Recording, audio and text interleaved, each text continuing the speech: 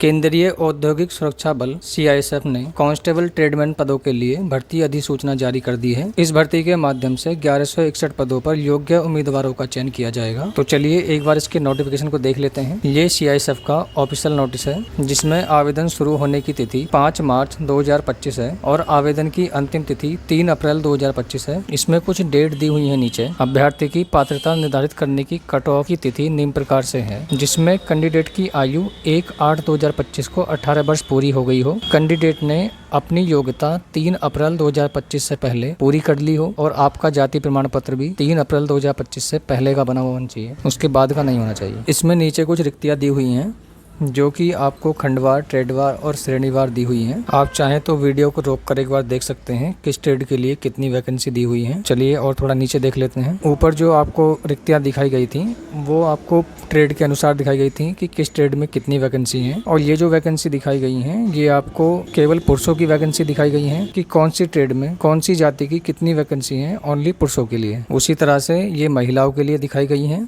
कि किस ट्रेड में किस जाति की महिला के लिए कितनी वैकेंसी है। तो आप एक बार वीडियो को रोक कर देख सकते हैं कि कौन सी ट्रेड में कितनी वैकेंसी है। उसके बाद में ये वैकेंसी एक्स सर्विसमैन के लिए है, जिसमें रसोईया के लिए 49 वैकेंसी है, मोची के लिए 1, दर्जी के लिए 2, नाई के लिए 19, धोबी के लिए 26, सफाई कर्मी के लिए 15, पढ़ाई के लिए 1। टोटल 113 वैकेंसी एक्स सर्विसमैन के लिए है। इसमें एक लाइन दी गई है, अभ्यर्थियों को सलाह दी जाती है कि वे एक ट्रेड के लिए एक ही आवेदन पत्र प्रस्तुत करें। यदि अभ्यर्थी एक से अधिक ट्रेड के लिए आवेदन पत्र प्रस्तुत करता है तो केवल पहले आवेदन पत्र को आगे प्रक्रिया बाध्य किया जाएगा। आपने जो पहले ट्रेड के लिए फॉर्म भरा था आपका वही फॉर्म रह जाएगा। उसके बाद जो भी आप फॉर्म भरेंगे उसको रद्द कर दिया जाएगा। इसी के नीचे एक पैराग्राफ दिया हुआ है, चौथे का 9वां, जिसमें अभ्यर्थी को मूल शैक्षिक अनुभव, जाति अधिवास प्रमाण पत्र और अन्य दस्तावेज पीईटी पीएचटी के टाइम पर लाना आवश्यक है। यदि कोई अभ्यर्थी पीईटी पीएचटी के टाइम पर अपने सभी दस्तावेजों को प्रस्तुत नहीं कर पाता है तो उनकी पात्रता को उसी समय पर नष्ट कर दिया जाएगा और उन्हें आगे कोई मौका नहीं दिया जाएगा। तो इसीलिए आप अपने डॉक्यूमेंट अभी बनवा कर तैयार कर लीजिए। इसमें भर्ती के चरण कुछ निम्न अनुसार दिए हुए हैं, जैसे कि सबसे पहले पीईटी पीएचटी दस्तावेजीकरण और ट्रेड परीक्षा होगी। उसके बाद में ओएमआर आधारित सीबीटी मोड आधारित लिखित परीक्षा जो कि 2 भाषाओं में होगी, हिंदी और इंग्लिश में। उसके बाद में चिकित्सा यानी कि आपका मेडिकल होगा। अब इसमें आती है सबसे महत्वपूर्ण बात जो कि हमारी योग्यता है कि हमें फॉर्म अप्लाई करने के लिए कौन सी योग्यता हमारे पास होनी चाहिए। तो इसमें 2 तरह की ट्रेड है, एक तो स्किल ट्रेड और एक नॉन स्किल ट्रेड। तो दोनों ट्रेड के लिए हमें 10th पास होना जरूरी है, लेकिन इसमें जो स्किल ट्रेड वाली पोस्ट है उसमें जैसे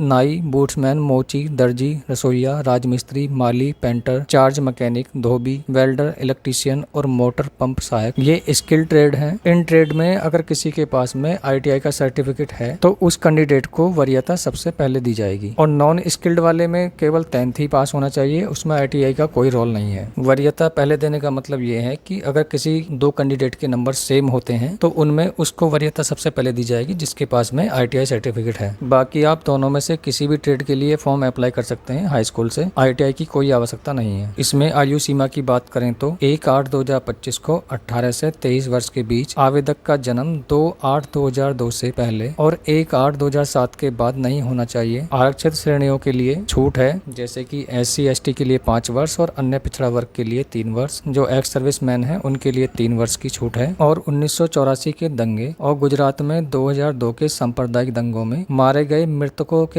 आश्रित और बच्चे जनरल कैटेगरी से हैं उनको 5 वर्ष की छूट है। जो अन्य पिछड़ा वर्ग से हैं उनको 8 साल की छूट है और जो SC ST से आते हैं उनको 10 वर्ष की छूट है। डॉक्यूमेंट किस तरह से अपलोड करने हैं वो देख लेते हैं एक बार। जैसे कि इसमें फोटोग्राफ के बारे में दिया गया है। फोटोग्राफ को अपलोड करना JPG प्रारूप होना चाहिए उसका 20 KB से 50 KB के बीच में। हाल ही का स्कैन किया गया रंगीन पासपोर्ट आकार फोटो जिस पर फोटो खींचने की तिथि छपी हो, अर्थात इस अधिसूचना के प्रकाशन की तारीख से 3 माह से अधिक पुराना नहीं होना चाहिए। फॉर्म भरने की डेट से 3 महीने पुराना नहीं होना चाहिए। फोटो की चौड़ाई 3.5 सेंटीमीटर होनी चाहिए और फोटो की हाइट 4.5 होनी चाहिए। फोटोग्राफ बिना कैप चश्मे के होना चाहिए और दोनों कान दिखाई देने चाहिए। फोटो पर फोटो लेने की तिथि स्पष्ट रूप से छपी होनी चाहिए। फोटो पर छवि तारीख के बिना आवेदन पत्र अस्वीकार कर दिया जाएगा। धुंधली तस्वीर वाले आवेदन को अस्वीकार कर दिया जाएगा। आप जब भी अपना फॉर्म फिल करें एक नया फोटो क्लिक करवाएं जिस पर डेट मेंशन हो। उसके बाद में सिग्नेचर जो आपको अपलोड करने हैं वो भी आपके स्पष्ट रूप से दिखाई देने चाहिए। व्हाइट पेपर पर ब्लैक या ब्लू पेन से होने चाहिए, जिसकी हाइट और विड्थ 4x2 सेंटीमीटर होनी चाहिए और डॉक्यूमेंट का साइज 1 MB से अधिक नहीं होना चाहिए। फाइल का फॉर्मेट PDF होना चाहिए। तो आपको हमारी दी गई जानकारी कैसी लगी कमेंट में जरूर बताएं। फॉर्म को किस तरह से अप्लाई करना है मैं उसके लिए अलग से वीडियो बनाऊंगा। अगर आप चैनल पर नए हैं तो सब्सक्राइब कर लीजिए।